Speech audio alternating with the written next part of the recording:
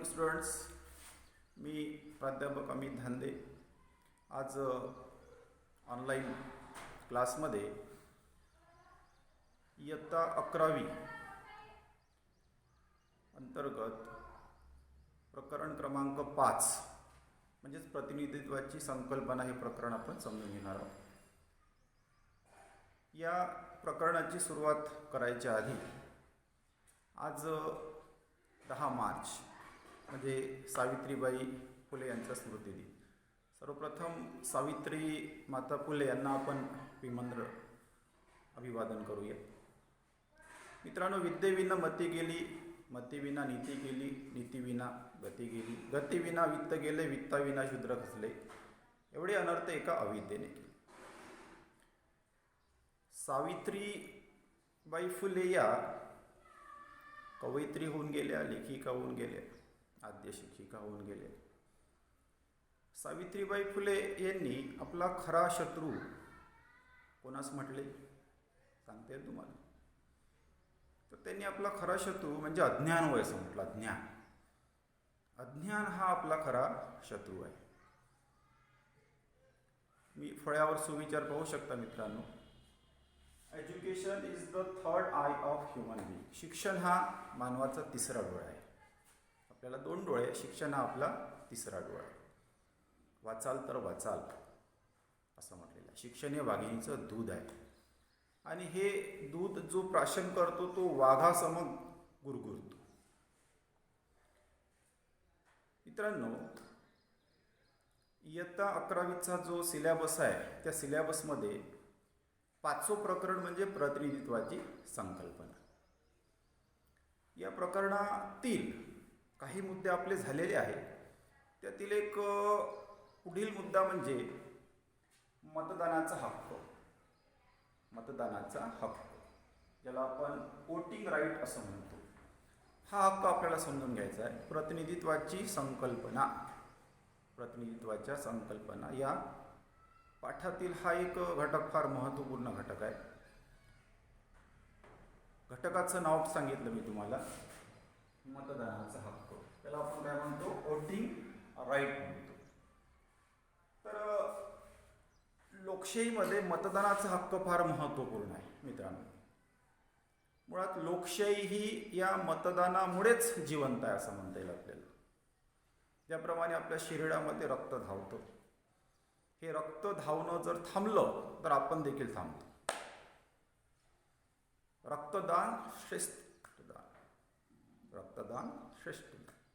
कुणाचा जीव वाचवायचा असेल तर रक्त पाहिजे. अपघात झाला, रक्त गेलं तर दवाखान्यात रक्तासाठी धावपळ होते. रक्त मिळालं तर जीव वाचतो. अगदी त्याचप्रमाणे लोकशाही चालते. ही लोकशाही मुळात मतदानामुळे, निवडणुकीमुळे, मतदानामुळे जिवंत राहते. निवडणुका होतात, लोकशाहीमध्ये निवडणुका होतात, पण या निवडणुकीमध्ये लोकांनी मतदानच केलं नाही तर लोकशाही जिवंत राहील का? राहणार नाही. त्यामुळे लोकशाहीतील श्रेष्ठ दान म्हणजे मतदान. रक्तदान श्रेष्ठ दान, त्याचप्रमाणे मतदान देखील श्रेष्ठ दान. तर हा जो मतदानाचा हक्क आहे, अतिशय महत्त्वपूर्ण हक्क आहे. हा हक्क आपल्याला समजून घ्यायचा आहे. मग हा हक्क आपल्याला कोणी दिला? हा हक्क आपल्याला त्या त्या देशातील संविधानाने दिला. त्या त्या देशाचं संविधान असतं. प्रत्येक देशाचं आपापल्या परीने संविधान असतं. आपल्या भारत देशाचं संविधान, अमेरिकेचं संविधान आहे, फ्रान्सचं संविधान आहे.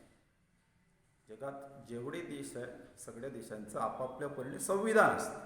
आता ते लिखित असू शकतं, अलिखित असू शकतं. भारताचं संविधान जगातील सर्वात मोठं लिखित व लांबलचक संविधान आहे. त्या युनायटेड किंगडमचं संविधान अलिखित स्वरूपात आहे. मोठ्या प्रमाणात अलिखित स्वरूपात आहे. काही थोडे फार कायदे त्या ठिकाणी लिखित आहे. उदाहरणार्थ Magna Carta, bill of rights, bill of petition यासारखे काही कायदे लिखित स्वरूपात आहे.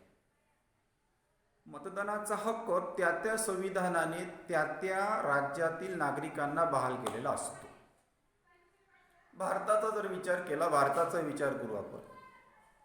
भारताचा जर विचार केला तर भारताच्या संविधानाने ज्या दिवशी संविधान लागू झालं, माहिती आहे आपल्याला की भारताचं संविधान 26 जानेवारी 1950ला लागू झालं. या दिवसापासूनच आपल्याला मतदानाचा हक्क प्राप्त झाला. 26 जानेवारी 1950 फार महत्त्वपूर्ण दिवस आहे. प्रजासत्ताक दिन 26 जानेवारी 1950. तर मित्रांनो, या संविधानाने आपल्याला मतदानाचा हक्क बहाल केला. मग कोणाला मतदानाचा हक्क आहे? अटी आहेत. प्रामुख्याने 3 अटी सांगितलेल्या आहेत. जो भारताचा नागरिक आहे, जो म्हणजे ही ऑर शी. पहिली अट आहे, he or she must be the citizen of India. तो किंवा ती भारताची नागरिक असावी. दुसरी अट आहे, त्याने किंवा तिने वयाची 18 वर्ष पूर्ण केलेली असावी. He or she must have completed 18 years of age. तिसरी अट आहे, त्याचं किंवा तिचं नाव, त्या व्यक्तीचं नाव नोंदलेलं असावं. म्हणजे मतदार यादीमध्ये त्याचं किंवा तिचं नाव नोंदलेलं असावं. या 3 प्रमुख पात्रता आहे. आवश्यक आहे ना. पहिली पात्रता फार महत्त्वपूर्ण. तो किंवा ती भारताची नागरिक असावी. भारतीय असणं महत्त्वाचं आहे ना. भारतामध्ये तर बाहेरून आलेले बरेचसे, मग त्यांनाही मतदानाचा अधिकार देता का? नाही. संविधानाने मतदानाचा अधिकार कोणाला दिलेला आहे? नागरिकांना, सिटीजन, त्या त्या देशाचे सिटीजन. आपण भारताचे सिटीजन आहोत, आपण भारताचे नागरिक आहोत, त्यामुळे आपल्याला हा मतदानाचा हक्क आहे. मग या अंतर्गत संकल्पना आलेली आहे प्रौढ मताधिकार. प्रौढ मताधिकार मतदानाच्या हक्कांतर्गत कॉन्सेप्ट आलेली आहे प्रौढ मताधिकार, ज्याला आपण अडल्ट फ्रँचाइज म्हणतो. काय म्हणतो? Adult franchise. अडल्ट म्हणजे प्रौढ. प्रौढ जो किंवा जिने, ज्याने किंवा जिने वयाची 18 वर्ष पूर्ण केली असेल, तो किंवा ती म्हणजे प्रौढ होय. व्याख्या केलेली आहे 18 years of age. Adult franchise म्हणतात त्याला. प्रौढ मताधिकार. वयाची 18 वर्ष पूर्ण केलेल्या प्रत्येक भारतीयाला मतदानाचा अधिकार आहे. मग यामध्ये तो श्रीमंत आहे, गरीब आहे, उच्च शिक्षित आहे, कमी शिकलेला आहे, निरक्षर आहे, लिहिता वाचता येत नाही, अंगठे बहाद्दर आहे, उच्च जाती आहे, निम्न जाती आहे, अल्पसंख्याक आहे, बहुसंख्याक आहे. या अटी ठेवलेल्या नाही. 3 अटी महत्त्वाच्या मगाशी सांगितल्याप्रमाणे. या अटी पूर्ण केल्या असेल तर त्याला मतदानाचा हक्क. श्रीमंती, गरिबी, उच्चवर्णीय, उच्च जातीय, बहुसंख्याक या आधारे मतदान नाही आहे मित्रांनो आपल्या देशात. संविधानाने प्रत्येक भारतीयाला मतदानाचा हक्क दिलेला आहे. वयाची 18 वर्षे पूर्ण झाली पाहिजे, त्याचं नाव नोंदलेलं असावं. दरवर्षी 1 जानेवारीला निवडणूक आयोगामार्फत हा कार्यक्रम राबविला जातो. हा हक्क फार महत्त्वाचा मित्रांनो. आपला सर्वांसाठी हा हक्क महत्त्वाचा. का? कारण आपण उंबरठ्यावर आहोत. तुम्ही 11वीत आहात, उद्या 12वीत जाणार. आज तुम्ही जवळपास 16चे 17चे आहात. 1-1.5-2 वर्षाने तुम्ही 18चे होणार. या अनुषंगाने हा हक्क फार महत्त्वाचा. आपल्याला लोकशाही टिकवायची आहे, रुजवायची आहे, वाढवायची आहे. त्या अर्थाने मतदानाचा हक्क फार महत्त्वाचा. असं म्हणतात, जसं पेराल तसं उगवेल, जैसी करणी वैसी भरणी. बबूल का बीज बोगे तो आम कहाँ से पाओगे, नाही का? संत तुकारामांनी म्हटलेलं आहे, शुद्ध बीजापोटी फळे रसाळ गोमटी. बीजच जर शुद्ध असेल तर फळं देखील आपल्याला भविष्यात चांगले मिळणार. फळं काही लगेच मिळत नाही बरं मित्रांनो. फळं मिळायलाही बराच अवधी लागतो. त्याचं पालन पोषण करावं लागतं ना आपल्याला. मग मतदान कोणास व्हावं? दान आहे, दान, मतदान, मताचं दान. आपण मंदिरामध्ये जातो, मस्जिदमध्ये जातो, इकडे तिकडे जातो, आपण दान देतो. दान कोणाला देतो? आता जो एखादा पैलवान आहे, सुमो पैलवान आहे, त्याला आपण जेवण देऊ, जेवणाचं ताट देऊ. त्याला आपण दान देऊ, गरज नाही त्याला. म्हणजे जो श्रीमंत आहे त्याला दानाची गरज आहे काय? पण लोकशाहीच्या अनुषंगाने विचार करू आपण. लोकशाहीमध्ये आपण काय पाहतो की जो सुरुवातीला उभा राहिला, निवडून आला, प्रामाणिक आहे, होतकरू आहे, या अर्थाने आपण त्याला निवडून देतो. पण पुढे आपल्या लक्षात आलं की पुढच्या 5 वर्षामध्ये, 10 वर्षामध्ये त्याने भरपूर माया जमविली, भरपूर गडगंज संपत्ती त्याने कमावली, आणि कोणत्या आधारे कमावली इकडून तिकडून आपल्या कानावर येतं. तरी पण आपण जर त्याला मतदान करत असू तर त्याला मतदान म्हणायचं का? त्याला दान म्हणायचं का? त्याला दान म्हणायचं का? चुकतं ना आपलं. मग मतदान करताना आपण विचार करायला पाहिजे. जो प्रामाणिक आहे, जो अभ्यासू आहे, जो सुशिक्षित आहे, ज्याला समस्यांची जाण आहे, ज्याला चांगलं बोलता येतं, ज्याच्याकडून भविष्यात चांगल्या कामाची अपेक्षा आहे.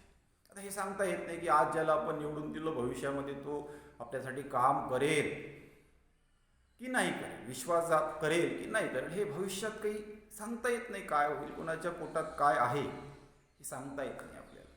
पण आपल्याला वरपंखी आपल्याला कळतं की ही व्यक्ती योग्य आहे, बरी आहे, त्याला आपण मतदान करायला काही हरकत नाही. भविष्यामध्ये तुम्ही मतदान करणार आहात, यामुळे तुम्हाला हे सांगितलेलं आहे की आपल्याला जर लोकशाही टिकवायची आहे तर योग्य उमेदवारालाच आपण मतदान केलं पाहिजे. प्रौढ मताधिकारी संकल्पना आपण समजून घेतली. तर आपल्याला पुढे महिलांना देण्यात आलेला मताधिकार, महिलांचा मताधिकार समजून घेऊ. आता विविध देशांमध्ये विविध वर्ष आहेत, मतदानाचा हक्क त्यांना बहाल करण्यात आला. उदाहरणार्थ अमेरिकेमध्ये मतदानाचा हक्क अमेरिकेतील स्त्रियांना 1920 साली बहाल करण्यात आला. बऱ्याच उशिरा, 20व्या शतकाच्या पूर्वार्धात. अमेरिकेचा मोठा इतिहास आहे. अमेरिकेची लोकशाही जगातील जुनी लोकशाही आहे. अध्यक्षीय लोकशाही त्या ठिकाणी आहे. अलीकडेच त्या ठिकाणी निवडणुका झाल्या. जो बायडन हे त्या ठिकाणी राष्ट्राध्यक्ष बनले. मोठा उलटफेर झाला. जे होऊ नये ते झालं अमेरिकेमध्ये, आहे की नाही. अमेरिकेमध्ये मोठा हिंसाचार झाला होता अध्यक्षपदाच्या निवडणुकीनंतर, माहिती आहे आपल्याला. डोनाल्ड ट्रम्प, जो बायडन, हे सगळं आपण मीडियावर, न्यूजपेपरमध्ये, टी व्हीच्या माध्यमातून आपण हे बघितलेलं आहे. तर या अमेरिकेमध्ये महिलांना मतदानाचा अधिकार 1920ला प्राप्त झाला. युनायटेड किंगडममध्ये मताधिकार 1928ला प्राप्त झाला. संसदीय लोकशाहीचं माहेरघर युनायटेड किंगडम. उशिरा महिलांना मताधिकार प्राप्त झाला. तुलनेत जर विचार केला, भारतामध्ये त्या तुलनेत लवकर मताधिकार महिलांना प्राप्त झाला.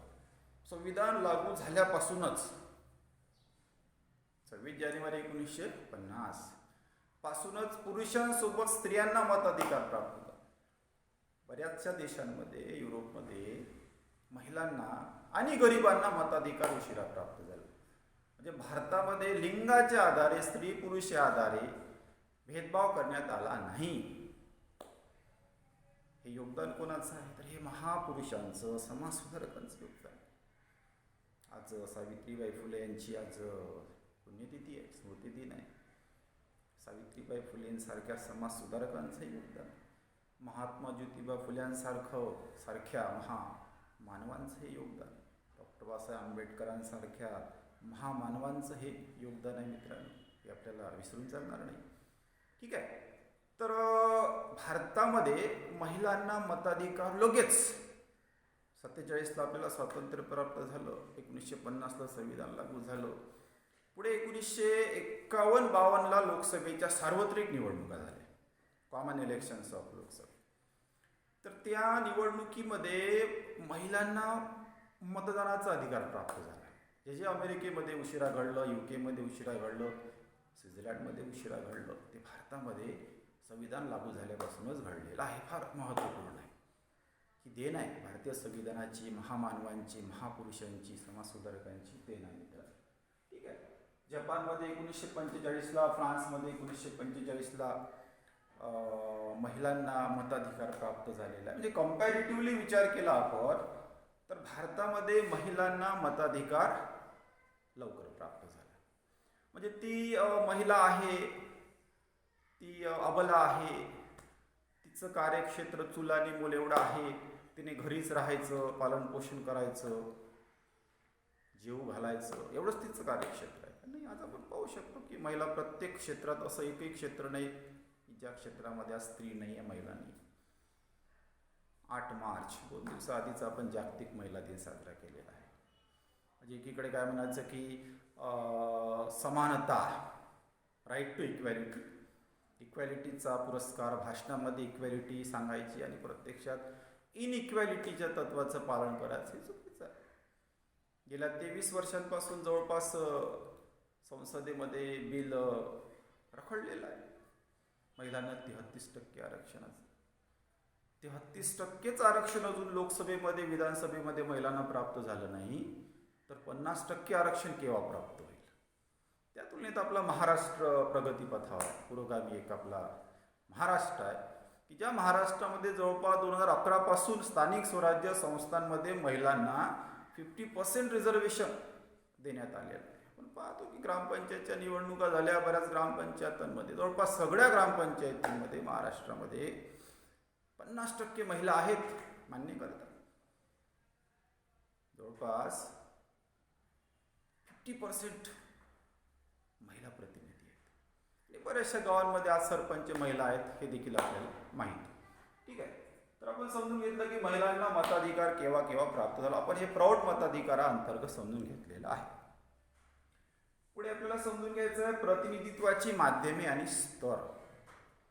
प्रतिनिधित्वाची माध्यमे म्हणजे medium of representation. Medium of what?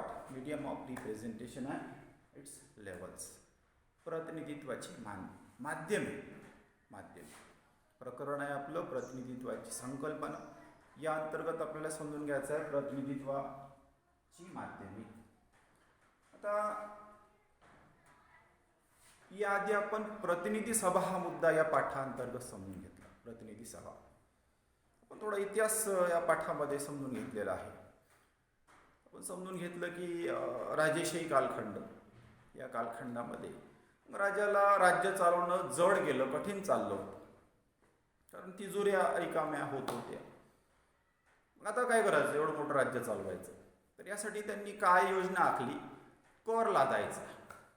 कराच्या स्वरूपात जो निधी प्राप्त होईल त्या माध्यमातून आपण आपलं राज्य चालवायचं असं ठरलं. त्यासाठी राजाने काय केलं, तर राजाने आपल्या राज्यातील लोकांना इन्व्हाइट केलं. राज्यातील सगळ्या लोकांना नाही, राज्यातील काही लोकांना, निवडक लोकांना. समजा एखाद्या ठिकाणी 100 लोकसंख्या असेल तर 100तून एक तो झाला 99 लोकांचा प्रतिनिधी. असे त्याने प्रतिनिधी राज्यभरातून बोलवले आणि त्याने त्या ठिकाणी सभा घेतली. ती झाली प्रतिनिधी सभा. म्हणजे आज जी आपण लोकसभा, विधानसभा पाहतो, हाऊस ऑफ रिप्रेझेंटेटिव्ह ज्याला आपण म्हणतो, भारत असेल तर त्याला लोकसभा म्हणतो आपण, अमेरिका असेल तर त्याला आपण हाऊस ऑफ रिप्रेझेंटेटिव्ह म्हणतो. प्रत्येक देशामध्ये काय असतं, लोकशाही राज्यामध्ये हाऊस ऑफ रिप्रेझेंटेटिव्ह असतं. जशी आपल्या इथे लोकसभा आहे केंद्रामध्ये, कटक राज्यामध्ये विधानसभा आहे. तर हा इतिहास आहे आजच्या या लोकसभेचा, विधानसभेचा हा काय इतिहास आहे. म्हणजे याची सुरुवात राजेशाही कालखंडामध्येच झालेली आहे. मग राजाने ठरवलं की कर लावायचा. मग जे प्रतिनिधी त्या ठिकाणी गेले त्यांनाही असं वाटलं की राजा म्हणतो कर लावायचा, पण किती लावायचा, कोणत्या स्वरूपात लावायचा, कशावर लावायचा, याबाबत राजाने आपल्याला काहीच सांगितलं नाही, काहीच विचारलं. कर आपल्याला द्यायचा आहे, आपल्याला तिकडे लोक विचारतील, लोकांना आपण काय उत्तर द्यायचं. त्यामुळे मग त्या ठिकाणी राजा आणि मग ते प्रतिनिधी यांच्यामध्ये बिनसलं. दोन एक वेगळे विचार त्या ठिकाणी उत्पन्न झाले असं आपण म्हणू. परस्पर विरोधी विचार आपण म्हणू. राजा म्हणतो कर पाहिजे, मग किती घ्यायचा, कशा कशाचा घ्यायचा हे मी ठरवणार. प्रतिनिधी म्हणतात की आम्हाला पण विचारा, कारण आम्हाला तिकडे उत्तर द्यायचं आहे. तर यातूनच राजकीय पक्षाची सुरुवात झालेली आहे मित्रांनो. राजकीय पक्षाचा इतिहास, किंवा आपण त्याला म्हणू राजकीय पक्षाची व्युत्पत्ती, ओरिजिन ऑफ पॉलिटिकल पार्टी. मुद्दा आहे आपला प्रतिनिधित्वाची माध्यमे. कारण राजकीय पक्ष हे प्रतिनिधित्वाचं माध्यम आहे. Political party is a medium of representation. Political party त्या इंग्लंडमध्ये, संसदीय लोकशाहीचं माहेरघर इंग्लंड, तर त्या इंग्लंडमध्ये याचा आपल्याला उगम सापडतो. कसा? तर त्या ठिकाणी राजा आणि राजाचे विरोधी असे दोन गट निर्माण झाले. राजा आणि राजाचे विरोधी. मग राजाचा जो समर्थक गट होता, फॉलोअर्स ऑफ द किंग, त्यांना कॅव्हेलियर्स म्हटलं जायचं. काय म्हटलं जायचं? कॅव्हेलियर्स. कॅव्हेलियर्स म्हणजे हॉर्समॅन. हॉर्समॅन म्हणजे घोडेस्वार.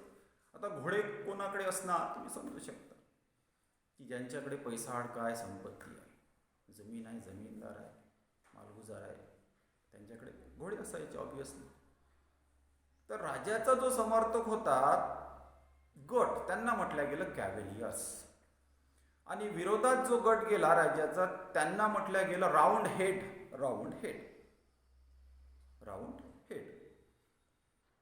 मग कॅव्हेलियर्स आणि राऊंड हेड यांच्यामध्ये मग त्या ठिकाणी संघर्ष उद्भवला. काय झालं की हे जे कॅव्हेलियर्स होते, हॉर्समॅन ज्यांना आपण म्हणतो, यांनी पुढे मग लांब सडक केस वाढवायला सुरुवात केली. आणि राऊंड हेड जे होते त्यांनी टक्कल करायला सुरुवात केली.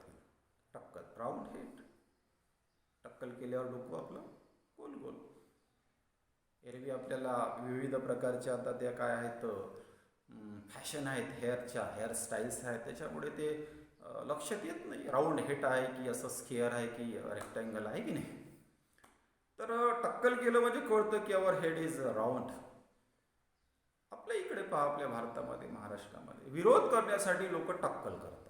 अमक्याचा विरोध, टक्कल. नाही पटलं, टक्कल. निषेध व्यक्त करण्यासाठी काही लोक काळे झेंडे घेतात, काही लोक काय घेतात, काही लोक काय करतात, टक्कल वगैरे करतात. हे प्रकार म्हणजे निषेध व्यक्त करण्यासाठी टक्कल केलं जातं. मग त्यांनी टक्कल केलं. राजाचा जो फॉलोअर किंवा समर्थक गट होता त्यांनी लांब सडक केस बाळगली. विरोधात जो गट गेला त्यांनी काय केलं? टक्कल केलं. यातूनच पुढे राजकीय पक्षाची निर्मिती झालेली आहे. म्हणजे जो लांब सडक केस ज्यांनी बाळगले तो गट म्हणजे तो झाला हुजूर पक्ष. कोणता पक्ष? हुजूर पक्ष. आणि विरोधात जो गेला त्यांना म्हटलं गेलं मजूर पक्ष. आणि त्या इंग्लंडमध्ये हेच दोन प्रमुख पक्ष आहेत, हुजूर पक्ष आणि मजूर पक्ष. हा झाला राजकीय पक्षाचा इतिहास. प्रत्येकच लोकशाही देशामध्ये राजकीय पक्ष असतात. राजकीय पक्ष हे काय आहेत? हे प्रतिनिधित्वाचं माध्यम आहे. राजकीय पक्ष एक माध्यम आहे किंवा राजकीय पक्ष एक मध्यस्थ आहे असं आपण म्हणू. सरकार आणि जनता यांच्यातील मध्यस्थ म्हणजे कोण होय? राजकीय पक्ष होय. लोकशाहीमध्ये निवडणुका व्हाव्या लागतात. सर्वसामान्य जनता काय करतं? निवडणुकीमध्ये मतदान करतं आणि मोकळं होतं. ज्यांना बहुमत प्राप्त होतं त्यांचं सरकार बनतं, ते खुर्चीत बसतात, त्यांचा प्राईम मिनिस्टर होतो, त्यांचा चीफ मिनिस्टर होतो, आणि ते मग जनतेसाठी कामं करतात, जनतेच्या मागण्या पूर्ण करण्याचा प्रयत्न करतात, मागण्या पूर्ण करतात. हे आपण पाहतो. मागण्या पूर्ण नाही झाल्या तर जनतेमध्ये रोष निर्माण होतो. हे चित्र आपल्याला माहीतच आहे लोकशाहीतील. ठीक आहे. तर प्रतिनिधित्वाचं माध्यम म्हणजे काय हो? राजकीय पक्ष होय. राजकीय पक्ष हे प्रतिनिधित्वाचे एक महत्त्वपूर्ण माध्यम आहे. आता राजकीय पक्ष म्हणजे काय? What is political party? तुम्हाला 8, 9, 10 मध्ये कदाचित झालं असेल राजकीय पक्ष म्हणजे काय. तर रोजच आपण टी व्हीवर ऐकतो राजकीय पक्ष, या पक्षाने असं म्हटलं, त्या पक्षाने ते केलं, हा पक्ष सत्तेत आहे, तो पक्ष विरोधात आहे. आता तर आपल्या भारतामध्ये निवडणुकीचं वातावरणच आहे. पश्चिम बंगाल, तामिळनाडू, पांडिचेरी, केरला या घटक राज्यांमध्ये केंद्रशासित प्रदेशमध्ये निवडणुका होऊ घातलेल्या आहेत की नाही. पश्चिम बंगालचं जास्त चर्चेत आहे. आपण पाहतो तृणमूल काँग्रेस, भारतीय जनता पक्ष, काँग्रेस, लेफ्टिस्ट यांच्यामध्ये त्या ठिकाणी लढत आपल्याला दिसते. तर हे जे राजकीय पक्ष आहेत, हे राजकीय पक्ष प्रतिनिधित्वाचं माध्यम आहे. लोकशाहीमध्ये राजकीय पक्ष निवडणुका लढवितात. आता हे राजकीय पक्ष म्हणजे नेमकं काय ते आपण सर्वप्रथम समजून घेऊ. राजकीय पक्ष म्हणजे समविचारी लोकांचा गट. राजकीय पक्ष म्हणजे काय? काही समविचारी लोक एकत्र येतात, काही समविचारी लोक एकत्र बसतात, विचारविनिमय करतात, चर्चा करतात आणि ठरवतात की आपल्याला असं असं करायचं. त्यांचं एक धोरण असतं, त्यांचा एक कार्यक्रम असतो, त्यांची एक विचारधारा असते, त्यांची एक विचारसरणी असते. त्या विचारसरणीच्या विचारधारेच्या आधारे ते एकत्र येतात, एका छताखाली येतात आणि मग त्यांचं एक संघटन तयार होतं. त्या संघटनेतूनच पुढे पक्ष तयार होतो. त्या संघटनेतूनच पुढे काय पक्ष तयार होतो. तर राजकीय पक्ष म्हणजे काय? समान विचारधारा, समान हितसंबंधी, समान विचारसरणी असलेले लोक एकत्र येणं म्हणजे काय होईल? राजकीय पक्ष स्थापन होणं होय. भारताचा जर विचार केला, भारतामध्ये अनेक पक्ष आहेत. We have multi party system. We are not like that USA है ना, अमेरिका. आपण त्या युनायटेड किंगडम प्रमाणे नाही आहोत, आपण चीन प्रमाणे नाही आहोत, आपण क्युबा प्रमाणे नाही आहोत. काही ठिकाणी एक पक्ष, काही ठिकाणी द्विपक्ष. भारताचं तसं नाही आहे. भारतामध्ये राजकीय पक्ष किती असावे, त्यांची संख्या किती असावीत याबद्दल काही स्पष्ट नमूद नाही आहे संविधानामध्ये. आपण मूलभूत हक्क समजून घेतले. भारताच्या संविधानाने आपल्याला 6 प्रकारचे मूलभूत हक्क दिलेले आहे. भारताच्या संविधानामध्ये 3ऱ्या भागात कलम संख्या 12 ते 35 मध्ये मूलभूत हक्क आलेले आहेत, हे आपण समजून घेतलं. यामध्ये आपल्याला राईट टू लिबर्टी आहे. पहिला हक्क समानतेचा हक्क, दुसरा हक्क स्वातंत्र्याचा हक्क झालेला आहे, आपलं शोषणाविरुद्धचा हक्क. तर दुसरा जो हक्क आहे स्वातंत्र्याचा हक्क, यामध्ये आपल्याला संघटन स्वातंत्र्य आहे. कोणतं स्वातंत्र्य आहे? संघटन. आपण संघटित होऊ शकतो आणि या संघटनातूनच पुढे राजकीय पक्षाचा जन्म होतो. राजकीय पक्ष काही एकाएकी तयार होत असतं का? एका दिवशी काय होत असतं? एका दिवशी काहीच होत नाही. प्रवास असतो, इतिहास असतो कोणत्याही गोष्टीचा, आहे की नाही. स्वातंत्र्य काही एका दिवसात मिळालं का आपल्याला? महिलांना शिक्षण वर्गात काही एका दिवसात बसता आलं काय? सावित्रीबाई फुलेंचं योगदान आहे, विसरता येणार नाही आपल्याला. तर राजकीय पक्षाचा देखील एक इतिहास असतो. भारताचा जर विचार केला आपण, तर भारतामध्ये 28 डिसेंबर 1885, काय तारीख सांगितली? 28 डिसेंबर 1885 रोजी मुंबई या ठिकाणी संस्कृत महाविद्यालयामध्ये, तेजपाल संस्कृत महाविद्यालयामध्ये मुंबई येथे पहिलं अधिवेशन झालं. कशाचं? भारतीय राष्ट्रीय काँग्रेसचं पहिलं अधिवेशन झालं. या अधिवेशनामध्ये रमेशचंद्र बॅनर्जी अध्यक्ष होते आणि कोणाच्या प्रेरणेने? तर एक ब्रिटिश व्यक्ती, ब्रिटिश अधिकारी सर ॲलन ह्यूम यांच्या प्रेरणेने भारतीय राष्ट्रीय काँग्रेसची स्थापना झाली 1885. ब्रिटिश काळ होता, आपण गुलाम होतो इंग्रजांची, पारतंत्र्यात होतो आपण. का बरं भारतीय राष्ट्रीय काँग्रेसची स्थापना झाली हे महत्त्वाचं. मग तेव्हा काही आपला हा उद्देश होता काय आपल्याला आता निवडणुका लढवायच्या आहे आणि आपल्याला सरकार बनवायचं? नाही, हा हेतू दुय्यम होता. पहिला हेतू काय होता आपला? What was our first goal? पहिलं उद्दिष्ट काय होतं आपलं? आपलं पहिलं उद्दिष्ट होतं स्वातंत्र्य. कोणतं स्वातंत्र्य? स्वातंत्र्य प्राप्त झालं पाहिजे, स्वातंत्र्य मिळालं. स्वातंत्र्य जर प्राप्त झालं तर मग इतर गोष्टी, मग आपलं सरकार बनणार, निवडणुका घेऊ, आपलं सरकार बनणार. तर 1885ला हे एक संघटन म्हणून अस्तित्वात आलं भारतीय राष्ट्रीय काँग्रेस. इंग्रजांना आपल्याला परत पाठवायचं होतं आपलं सरकार, आपलं राज्य, स्वयंनिर्णयाचं तत्व आपल्याला पाहिजे होतं. यापोटी 1885ला अनेक जातीचे, धर्माचे, पंथाचे, संप्रदायाचे, विविध विचारसरणीचे लोक एकत्र आले, एका छताखाली आले. ते छत म्हणजे होय भारतीय राष्ट्रीय काँग्रेस, इंडियन नॅशनल काँग्रेस. काँग्रेस. आता काँग्रेस शब्दाचा अर्थ काय होतो? तर विद्यार्थ्यांना वर्गात विचारलं की का रे काँग्रेस काय? तर सर म्हणते काँग्रेस पक्ष आहे. चिन्ह पण सांगतात ते, काँग्रेस पक्षाचं चिन्ह पण सांगतात.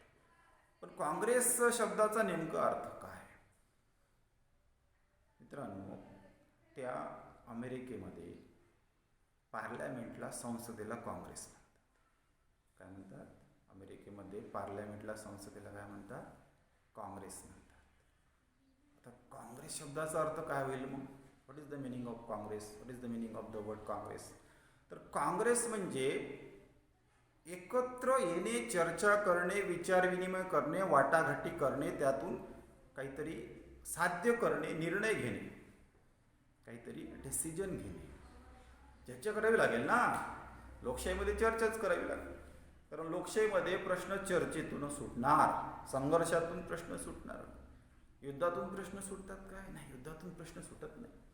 युद्धातून जर प्रश्न सुटले असते तर भारत पाकिस्तान, भारत चीन हा प्रश्न केव्हाचा सुटला असता. उपाय एकच आहे, चर्चा, डिस्कशन, संसद, आहे की नाही?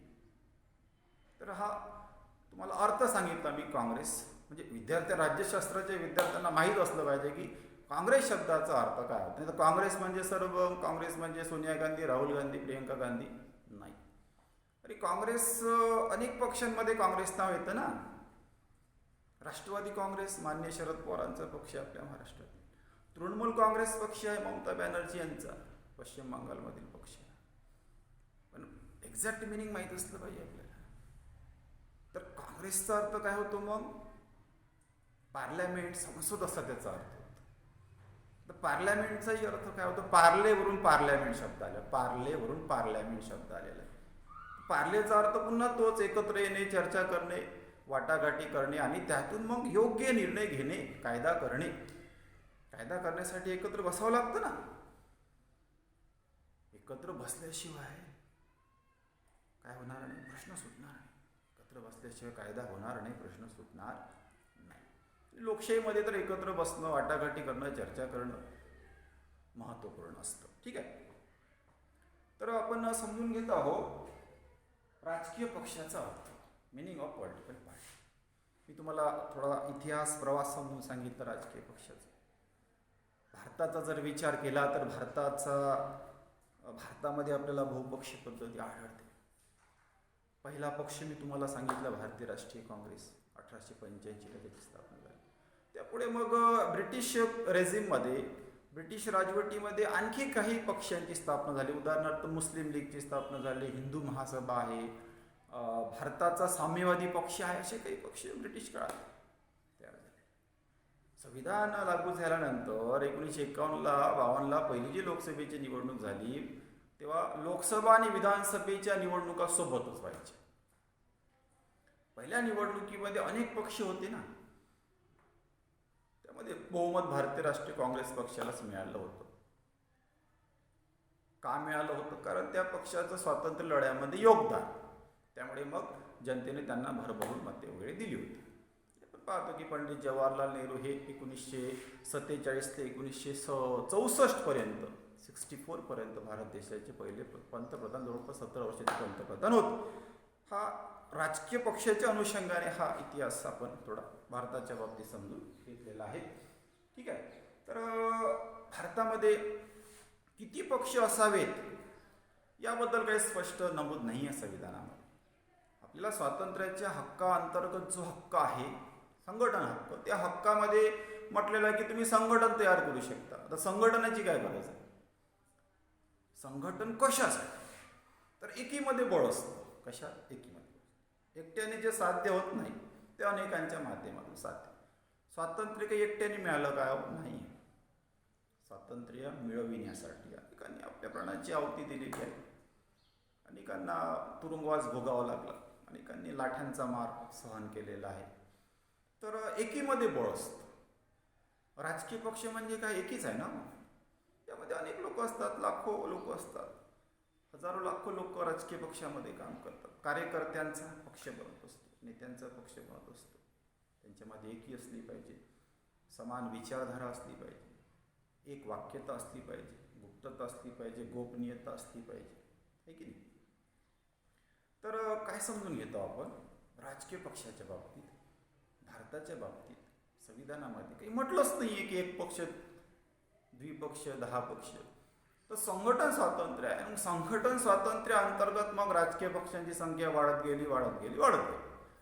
भारतामध्ये तर एवढी लिबर्टी आहे, एवढं स्वातंत्र्य आपल्या भारत देशामध्ये की धर्माच्या आधारे देखील राजकीय पक्ष आहे. धर्माच्या आधारे राजकीय पक्ष आहे, भाषेच्या आधारे राजकीय पक्ष आहे, वंशाच्या आधारे राजकीय पक्ष आहे. किती स्वातंत्र्य आहे, किती महान देश आहे, किती महान लोकशाही आपल्या, किती महान संविधान आपल्या भारत देशाचं आहे की नाही. एवढी लिबर्टी, एवढं स्वातंत्र्य त्या चीनमध्ये आहे का, क्युबामध्ये आहे का. चीनमध्ये माहिती आहे आपल्याला की त्या ठिकाणी साम्यवादी शासन आहे की नाही. त्या ठिकाणी असा वावच नाही, संधीच नाही, इतरांना नेतृत्वाची संधीच मिळत नाही. भारतामध्ये वावच वाव आहे. ज्या ज्या ठिकाणी अनेक पक्ष पद्धती आहे, लोकशाही अनेक पक्ष पद्धती, त्या ठिकाणी नेतृत्वाला फार वाव आहे, फार संधी आहे. भविष्यात तुमच्यामधूनच राज्यशास्त्र विषय शिकून तुमच्यामधूनच काही विद्यार्थी काय बनतील, नेते बनतील, पुढारी बनतील, कोणी CM बनतील, कोणी PM बनतील, सांगता येत नाही भविष्यामध्ये कोण कुठे पोहोचेल. वाव आहे, तुम्हाला वाव आहे, तुम्हाला संधी. एवढी संधी त्या चायनातील विद्यार्थ्यांना आहे का, नाही आहे. ठीक आहे. तर संविधानामध्ये स्पष्ट तरतूद नाहीच आहे की राजकीय पक्षांची संख्या किती असावी. संघटन स्वातंत्र्य आहे आणि या संघटन स्वातंत्र्यातून पुढे मग त्या संघटना निवडणुका लढवतात. मग त्यातून त्यांचा तो प्रवास सुरू होतो. आधी प्रादेशिक पक्ष, नंतर मग ते काय राष्ट्रीय पक्ष वगैरे वगैरे वगैरे ते बनत जातात. मग एखादा पक्ष हा प्रादेशिक पक्ष आहे, राष्ट्रीय पक्ष आहे, कोण ठरवायचं, जनता ठरवेल काय, याची देखील व्यवस्था केली, त्या संविधानामध्ये व्यवस्था केलेली असते. भारताचा विचार करू आपण. भारताच्या संविधानामध्ये कलम संख्या 324 मध्ये, किती, कलम संख्या 324 मध्ये स्वतंत्र निवडणूक आयोगाची व्यवस्था करण्यात आलेली आहे. Independent election commission of India, स्वतंत्र निवडणूक आयोग आहे. ज्या निवडणूक आयोगाचा कायदेमंडळ, कार्यकारी मंडळाशी, न्यायमंडळाशी काही संबंध नाही आहे. या निवडणूक आयोगामध्ये एक आयुक्त असतात आणि त्यांना मदत करण्यासाठी इतर उपायुक्त असतात. एक आयुक्त, इतर उपायुक्त असतात. आजच्या तारखेत एक आयुक्त, मुख्य आयुक्त आणि त्यांना मदत करण्यासाठी इतर 2 आयुक्त असतात. घटक राज्य स्तरावर देखील निवडणूक आयोग असतो. केंद्रीय निवडणूक आयोगाच्या देखरेखीखाली. मोठी लोकशाही आहे, जगातील सर्वात मोठी लोकशाही. मग या राजकीय पक्षांना मान्यता देणे, त्याचे निकष पण असतात. आपल्या अभ्यासक्रमामध्ये निकष आलेले आहे. राजकीय पक्ष जे आहेत ते प्रादेशिक आहे की राष्ट्रीय आहे, त्यासाठी जे निकष लागतात ते निकष पण आपल्या अभ्यासक्रमामध्ये आलेले आहे. ते पुढे पाहू आपण पुढच्या तासिकेमध्ये. ठीक आहे. तर मग मान्यता देणे, मान्यता काढणे, चिन्ह देणे, निवडणूक चिन्ह देणे, निवडणूक चिन्ह गोठविणे. निवडणूक चिन्ह महत्त्वपूर्ण असतं. भारतासारख्या देशामध्ये निवडणूक चिन्ह फार महत्त्वाचं आहे. चिन्हासाठी भांडणं होतं. मग ते चिन्ह द्यायचं की गोठवून टाकायचं, कोणाला कोणतं चिन्ह द्यायचं, निवडणुका कशा घ्यायच्या, त्याचं संचालन कसं करायचं, किती टप्प्यात घ्यायच्या वगैरे वगैरे, हे सगळं ठरविण्याचा अधिकार संविधानाने भारताच्या स्वतंत्र निवडणूक आयोगाला दिलेला आहे. ठीक आहे. मुद्दा आहे आपला राजकीय प्रतिनिधित्व किंवा प्रतिनिधित्वाची माध्यमे. आज आपण प्रतिनिधित्वाचं एक महत्त्वपूर्ण माध्यम म्हणजे राजकीय पक्ष हे समजून घेतलं. पुढच्या तासिकेमध्ये आपण स्तर समजून घेऊ. विविध स्तर पडतात. थोडक्यात सांगतो, याचे 3 स्तर पडतात. आपल्या देशाचा जर विचार केला किंवा ज्या ज्या ठिकाणी लोकशाही त्या ठिकाणचा जर विचार केला तर प्रामुख्याने 2 स्तर ठरतात. तसा एक तिसराही स्तर आहे. आता ते 2 स्तर कोणते आहे? एक आहे केंद्रीय स्तर आणि दुसरा आहे राज्याचा किंवा राज्यीय किंवा घटक राज्यीय स्तर. आणि तिसरा स्तर म्हणजे स्थानिक स्तर, स्थानिक लोकल लेवल. सोप्या भाषेत सांगायचं झाल्यास केंद्र शासन, राज्य शासन आणि स्थानिक स्वराज्य शासन, तिन्ही ठिकाणी शासन शासन शासन शब्द आलेला आहे. म्हणजे स्थानिक स्वराज्य शासन ही महत्त्वपूर्ण आहे. तर हे झाले 3 स्तर, केंद्र शासन, राज्य शासन आणि स्थानिक स्वराज्य शासन. पहा, संघराज्य व्यवस्था, आपली संघराज्य व्यवस्था आहे. या संघराज्य व्यवस्थेमध्ये 2 स्तर आहेत. संघराज्याची वैशिष्ट्ये पण आहेत मित्रांनो. संघराज्याची वैशिष्ट्य, भारत संघराज्य आहे. India that is Bharat shawl be a union of states, असं भारताच्या संविधानात पहिल्याच कलमात म्हटलेलं आहे. काय म्हटलेलं आहे? India that is Bharat shawl be a union of states. Bharat एक संघराज्य. या संघराज्यामध्ये दुहेरी शासन आहे. या संघराज्यामध्ये सत्तेचं विभाजन आहे. या संघराज्यामध्ये लिखित राज्यघटना आहे. आणि या संविधानामध्ये स्वतंत्र न्यायपालिका आहे. शासन हा मुद्दा आपण समजून घेत आहोत, किंवा स्तर म्हणू आपण त्याला. 2 स्तर प्रामुख्याने, मुख्यत्वे करून केंद्र शासन, राज्य शासन, केंद्रीय स्तर, राज्य स्तर. तसा एक तिसरा पण स्तर आहे, तो म्हणजे कोणता? तो आहे स्थानिक स्वराज्य स्तर किंवा स्थानिक स्वराज्य शासन. तर मित्रांनो, आज एवढं राहू द्या. पुढच्या तासिकेमध्ये ही माहिती आपण आणखीन घेऊ, खोलात घेऊ, सविस्तर घेऊ. कोणती स्तर, कोणते ते 3 स्तर आहेत त्याची माहिती आपण पुढल्या तासिकेमध्ये घेऊ. धन्यवाद.